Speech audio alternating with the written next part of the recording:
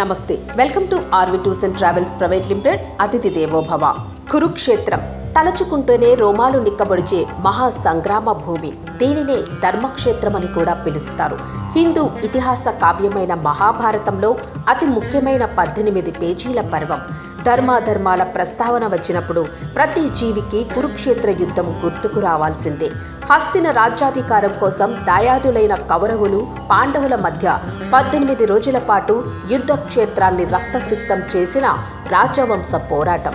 భారతదేశ చరిత్రలోనే కని విని ఎరుగని యుద్ధం. దీని నుంచి పుట్టినదే మహాగ్రంథం భగవద్గీత.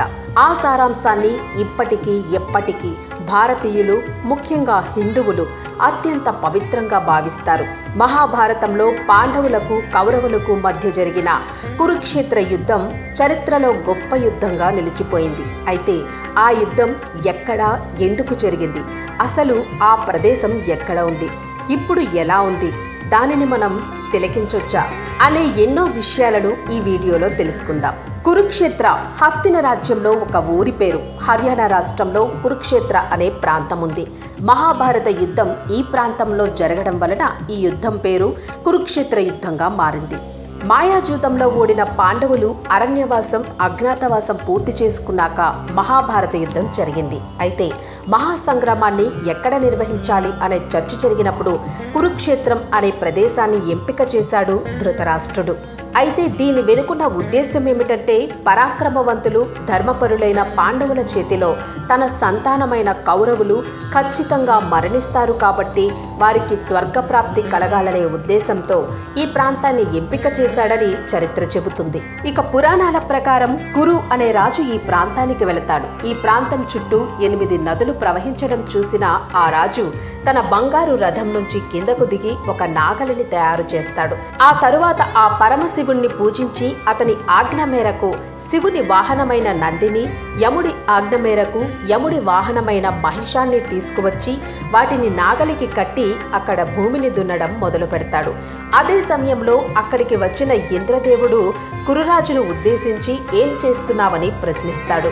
సత్యము, దయ, క్షమ, దానము, స్వచ్ఛత, నిష్కామము, బ్రహ్మచర్యము, యోగము అనే 8 పంటలను పండించడానికి వ్యవసాయం చేస్తున్నానని చెబుతాడు.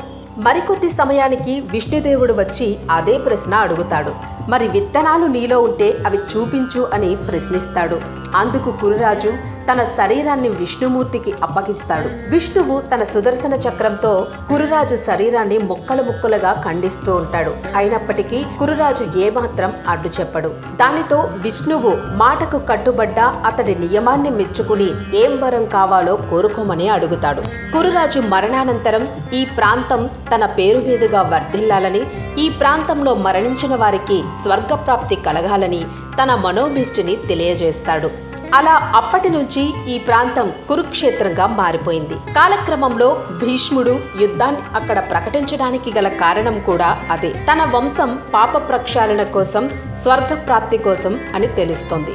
అందుకే ఈ ప్రాంతాన్ని సందర్శించిన, అక్కడ నీటిని తాకిన పునీతులవుతారని, దోషాలు తొలుగుతాయని అంటారు. దేశ రాజధాని ఢిల్లీ నుంచి చండీగఢ్, జమ్మూ వైపు వెళ్లే మార్గంలో ఉంటుంది ఈ మహాభారత యుద్ధ భూమి అయిన కురుక్షేత్ర ప్రాంతం. యుద్ధం జరిగిన ప్రదేశంలో ఇప్పటికీ భూమి ఎర్రగా కనిపిస్తుందని అంటారు. ఆనాటి యుద్ధంలో మరణించిన లక్షలాది మంది సైనికుల రక్తంతో తడిచిన ఆనవాళ్లు ఇప్పటికీ మనకు అక్కడ కనిపిస్తాయట. శాస్త్రీయంగా దీనిపై ఇంకా అనేక పరిశోధనలు జరుగుతున్నాయి. తవ్వకాల్లో మహాభారత కాలం నాటి అనేక ఆనవాళ్లు కూడా లభ్యమవుతున్నాయి. ఇప్పుడు ఇది గొప్ప చరిత్ర కలిగిన పర్యాటక ప్రదేశంగా కూడా వర్ధిల్లుతుంది. మహాభారతంలో జరిగిన ప్రతి అంశంపై ఆసక్తి ఉన్నవారు ఇక్కడికి వచ్చి యుద్ధ భూమిని, చుట్టుపక్కల ప్రాంతాలను తిలకించి పులకిస్తారు. ఇక కురుక్షేత్ర నుంచి దూరంగా ఉన్న ఆలయానికి ఆనుకుని ఓ కొలను ఉంటుంది. కురుక్షేత్ర సంగ్రామం ముగిసిన తరువాత అంపశయ్య మీదున్న భీష్ముడికి దాహం తీర్చేందుకు అర్జునుడు వేసిన బాణం వలన ఆ కొలను ఏర్పడిందని చెబుతారు. ఈ ఆలయంలోనే భీష్ముడు అంపశయ్య మీద పడుకున్న దృశ్యం మనకు ఆనాటి స్థితిని తెలియజేస్తుంది. కురుక్షేత్రకు మరోవైపు జ్యోతిసర్ అనే కొలను ఉంది. ఇక్కడే అర్జునుడు అర్జునుడికి శ్రీకృష్ణుడు గీతోపదేశం చేశాడని అంటారు. ఇక ఈ ప్రాంతంలో బ్రహ్మ సరోవరం అనే కొలను కూడా ఉంది.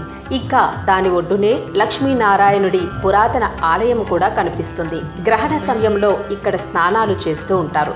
ఎలాంటి గ్రహ దోషాలైనా ఇక్కడ తొలగుతాయని భక్తుల విశ్వాసం. గ్రహణం రోజున బ్రహ్మ సరోవరం అంతా భక్తులతో నిండిపోతుంది. ఈ ప్రదేశానికి దగ్గరలో ఇంకా ఎన్నో ఆలయాలు కనిపిస్తాయి. అవకాశం ఉన్నవారు యాత్రికులు సమయానుకూలంగా వీలైనన్ని ప్రాంతాలను సందర్శిస్తూ ఉంటారు. మరి మీరు కూడా కురుక్షేత్రను విజిట్ చేయాలనుకుంటున్నారా? అయితే తప్పక ఆర్వి టూర్స్ అండ్ ట్రావెల్స్ కు కాల్ చేయండి.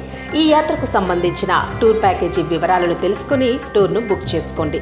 సో అంతకు ముందుగా మీరు మా ఛానల్ని చూడడం ఇదే ఫస్ట్ టైం అయితే ఛానల్ని సబ్స్క్రైబ్ చేసుకోండి. మీకు ఈ వీడియో నచ్చితే లైక్ చేయండి, ఫ్రెండ్స్ అండ్ ఫ్యామిలీస్ కు షేర్ చేయండి. మరిన్ని లేటెస్ట్ టూర్ ప్యాకేజ్ అప్డేట్స్ కోసం బెల్ ఐకాన్ని క్లిక్ చేయడం మర్చిపోకండి.